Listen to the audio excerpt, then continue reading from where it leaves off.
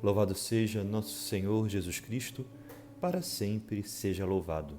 Sejam muito bem-vindos, meus queridos amigos e irmãos no Senhor, a este quinto dia do nosso retiro quaresmal. Uma imensa satisfação estarmos hoje em oração juntos na presença de Deus, vivenciando o primeiro domingo da Quaresma, dia que o Senhor fez para nós. Exaltamos a Deus, exultamos de alegria na sua misericórdia e, sobretudo, na sua paternidade. Deus é nosso Pai. Somos seus filhos. Se somos filhos de Deus, nada nos faltará.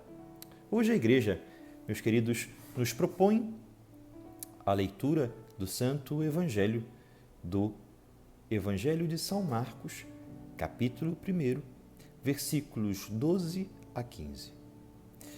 Evangelho segundo São Marcos, capítulo 1, versículos 12 a 15.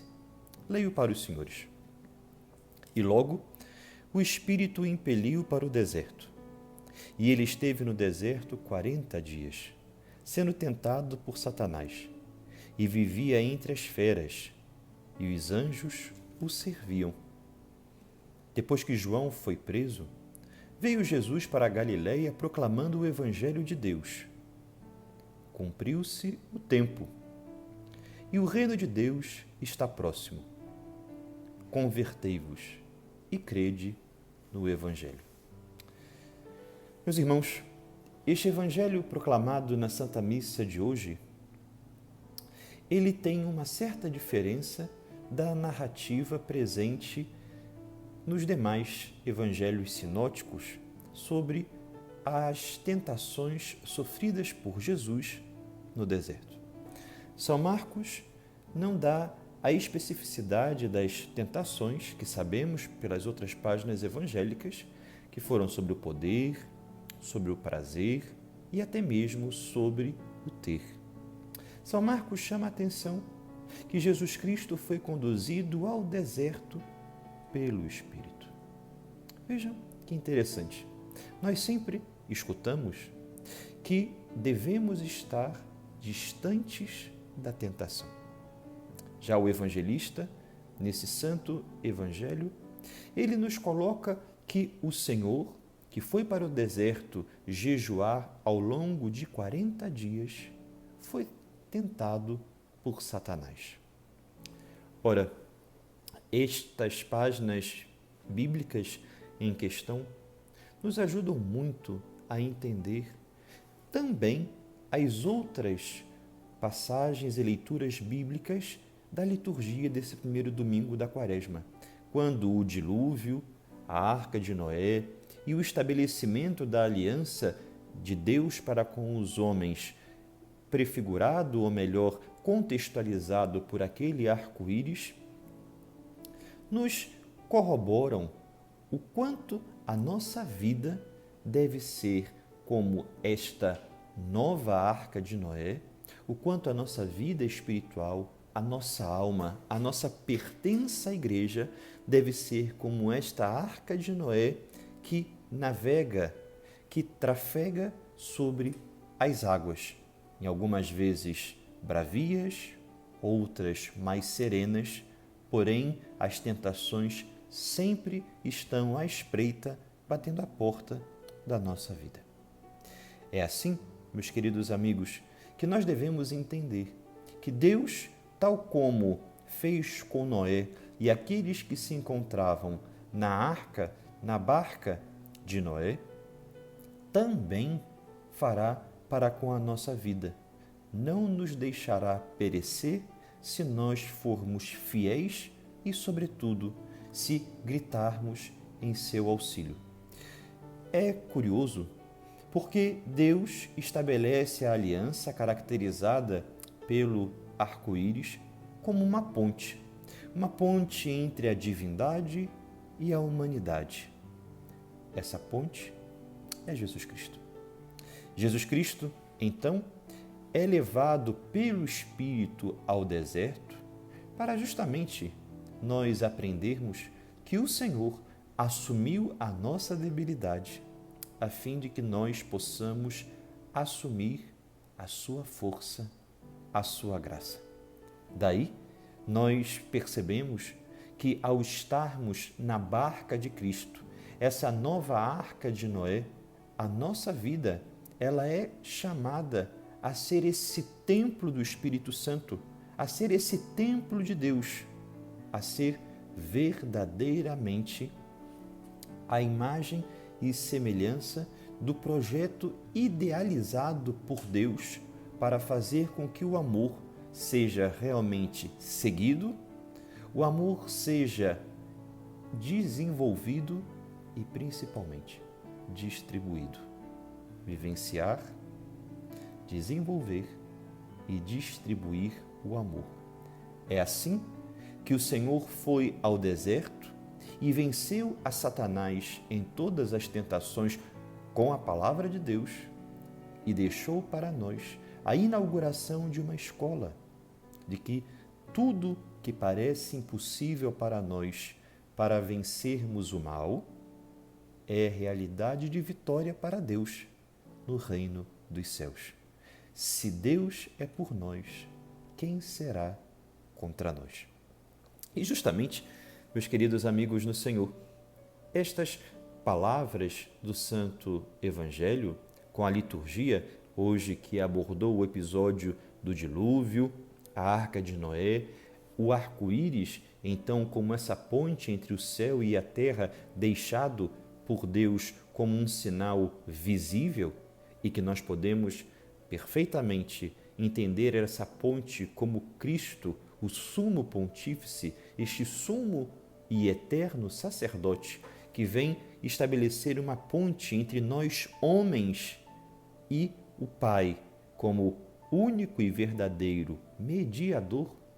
Assim, a partir da vida de Cristo, de seus ensinamentos e principalmente, meus amados irmãos, a partir da leitura dos santos evangelhos e da Sagrada Escritura, devemos ter umas ideias claves para a vitória das tentações. É muito importante partirmos de uma premissa. A premissa de que as tentações, elas não suprimem os dons de Deus. Porque mesmo diante das tentações, das investidas do maligno ou da própria permissão que nós damos perante a malignidade do mundo ou a nossa própria concupiscência, nós estamos chamados a reconhecer e a desfrutar dos dons de Deus. Porque as dificuldades não podem nos levar ao esquecimento da graça e ao esquecimento da paternidade de Deus. Meus queridos amigos, lutar pela fidelidade, sim. Lutar contra as tentações, mas aprender a desfrutar de cada vitória e principalmente das coisas boas que a fidelidade vai implantando na nossa vida e vai semeando em nossa alma. Não perder a consciência dos dons de Deus. E uma consciência fundamental é do quanto nós somos cuidados por Deus, mesmo que passemos por mares bravios ou por tentações que nos incomodam ou podem momentaneamente nos vencer. Reconhecer os dons de Deus e o cuidado paternal e responsável de Deus para com a nossa vida, meus irmãos, pede de todos nós uma atitude muito importante, que sempre nos ajudará a vencer as tentações. E qual é essa atitude? Rezar em louvor, rezar com gratidão, aprender a fazer com mais assiduidade a oração de ação de graças. É muito importante, e São João Paulo II, no seu documento Ecclesia de Eucaristia, uma de suas últimas encíclicas de seu longo pontificado, ele chamou a atenção para a importância de nós católicos fazermos, logo após a Santa Missa, um tempo amoroso de ação de graças. Percebam que nós muitas vezes saímos da igreja imediatamente quando o sacerdote dá a bênção final e se despede de nós. Aí São João Paulo II nos recorda uma piedosa e antiga tradição da igreja de permanecermos nos bancos, ainda em silêncio, amorosamente, dizendo palavras em nossa alma de gratidão, desfrutando do dom de Deus. Porque quanto mais fortes na gratidão, quanto mais robustecidos no louvor, nós seremos homens e mulheres prontos à batalha contra as tentações. Nosso Senhor em tudo louvava o Pai. Pai, eu vos louvo. Essa expressão encontraremos em diversas páginas do Santo Evangelho. E Deus feito homem é para nós o exemplo e o modelo de como ser filhos. Jesus, filho de Deus, segundo a natureza. Nós, filhos de Deus, segundo a adoção. Filhos no Filho Jesus.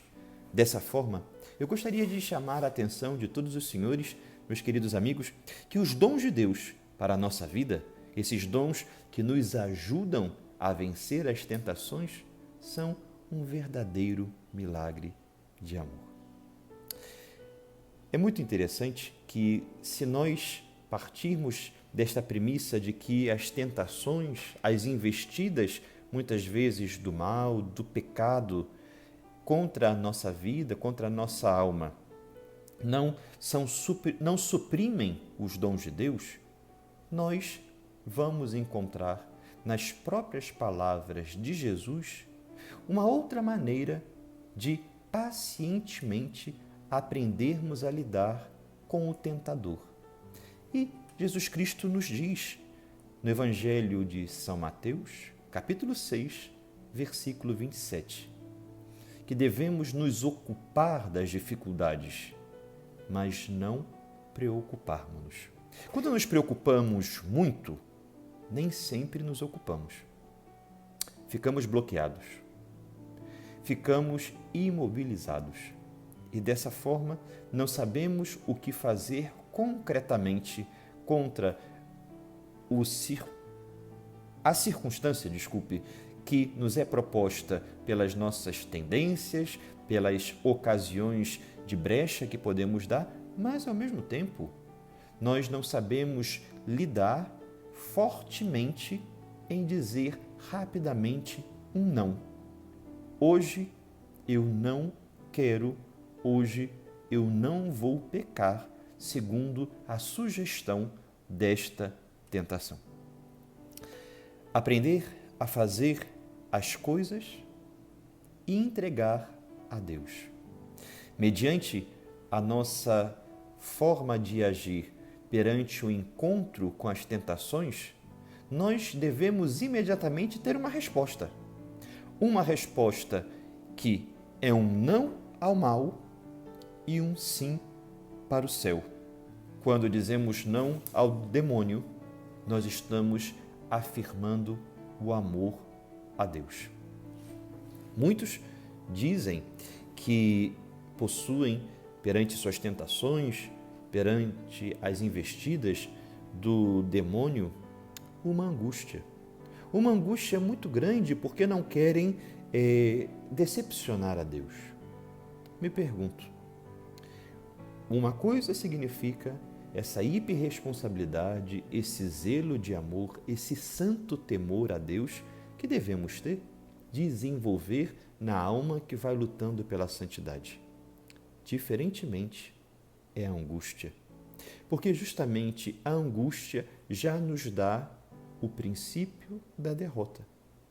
Quando nos angustiamos, a hiperresponsabilidade e o zelo de temermos a Deus e sermos realmente corresponsáveis da nossa herança no céu se perde, porque ficamos extremamente preocupados com o nosso possível fracasso, e não prestamos atenção nos auxílios que a divina providência sempre nos envia. Se Deus permite uma tentação, por trás dela já existe um meio e um caminho de saída. É muito importante, perante as tentações e as possibilidades de queda, aprendermos na Quaresma a mudar a perspectiva das mesmas. Que desígnio Deus terá com esta dificuldade na minha alma, com essa dificuldade que passo na família, no ambiente profissional, com essa dificuldade que posso estar passando com a minha vida interior, a minha vida de fé? Quem está longe de algum tipo de dificuldade que agora comentei? Ninguém. Tem uma história dessas milenares orientais muito interessante, né, de um lavrador que sempre respondia: boa sorte, má sorte, quem sabe? Veja que interessante, um certo lavrador, ele possuía um cavalo que o ajudava, e esse cavalo um dia fugiu. Fugiu até que voltou à propriedade desse mesmo lavrador com uma manada, com uma quantidade gigantesca de cavalos selvagens. Quando a família desse lavrador assim viu, perguntou a ele: o que fazer? E ele respondeu: boa sorte, má sorte, quem sabe? O filho do lavrador, o filho mais velho, colocou-se então a cuidar dos cavalos selvagens, a domá-los para que pudessem então ser comercializados. Até que houve um acidente e um dos filhos, então esse filho fraturou a perna. Muito preocupada, a mãe disse ao pai, que era o lavrador: e agora, o que fazer com os cavalos que vieram com o nosso animal? Disse o lavrador: boa sorte, má sorte, quem sabe? Até que, passada uma semana, o exército foi à casa daquele lavrador para recrutar o filho, a fim de que ele participasse da guerra.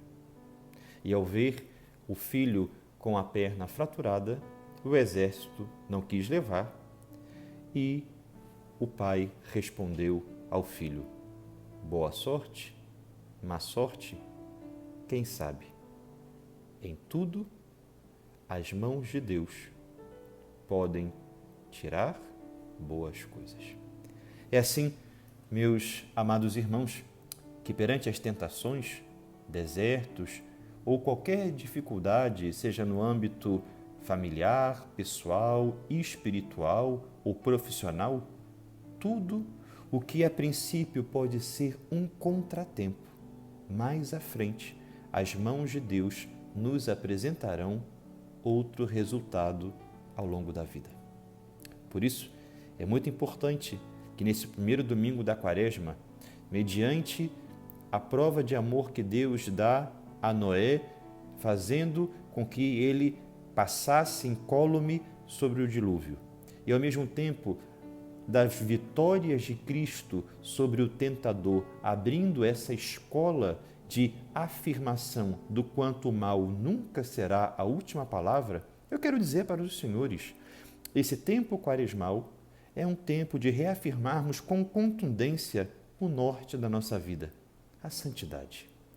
Não há vento favorável, não esqueça, não há vento favorável para quem não sabe o destino do seu caminho. O destino do nosso caminho, além da vontade de Deus, é esta vontade que queremos vivê-la de forma virtuosa e santa. Medite com essas palavras que agora o Espírito Santo suscitou para os senhores. E para assim melhor bordar na nossa alma, quero deixá-los uma passagem bíblica. A passagem bíblica de Oséias, capítulo 2, versículos 16 a 25. Oséias, capítulo 2, versículos 16 a 25. E não deixemos o dia passar sem agradecer do quanto Deus cuida de cada um de nós. O amor de Deus é como essa partitura, cuja melodia é o Espírito Santo. Cada nota é realmente essa luta pela fidelidade. Algumas vezes nos sai desafinada a nota, mas Deus nos ajuda a reparar e consertar. E a nossa vida é uma verdadeira sinfonia do quanto, ao sermos filhos de Deus, Ele nos faz vencer o mal e Ele nos ensina a mostrar o caminho reto às pessoas que vivem conosco e até mesmo aquelas que não nos conhecem. Porque até perante os desconhecidos, se somos filhos de Deus, filhos da luz, nós vamos iluminando e abrindo caminhos. Vamos agora rezar a nossa oração atribuída ao Papa Clemente XI. Meu Deus, eu creio em vós, mas fortificai a minha fé. Espero em vós, mas tornai mais confiante a minha esperança. Eu vos amo, mas afervorai o meu amor. Arrependo-me de ter pecado, mas aumentai o meu arrependimento. Eu vos adoro como primeiro princípio. Eu vos desejo como fim último. Eu vos louvo como benfeitor perpétuo. Eu vos invoco como benévolo defensor. Que vossa sabedoria me dirija, vossa justiça me contenha, vossa clemência me console, vosso poder me proteja. Meu Deus, eu vos ofereço meus pensamentos, para que só pense em vós, minhas palavras, para que só fale em vós, minhas ações, para que sejam do vosso agrado, meus sofrimentos, para que sejam por vosso amor. Quero o que quiserdes, porque o quereis, como o quereis e enquanto o quereis. Abençoe-vos Deus Todo-Poderoso, Pai e Filho e Espírito Santo. Amém. Até amanhã, no nosso 6º dia do Retiro Quaresmal. Um santo e feliz dia para os senhores.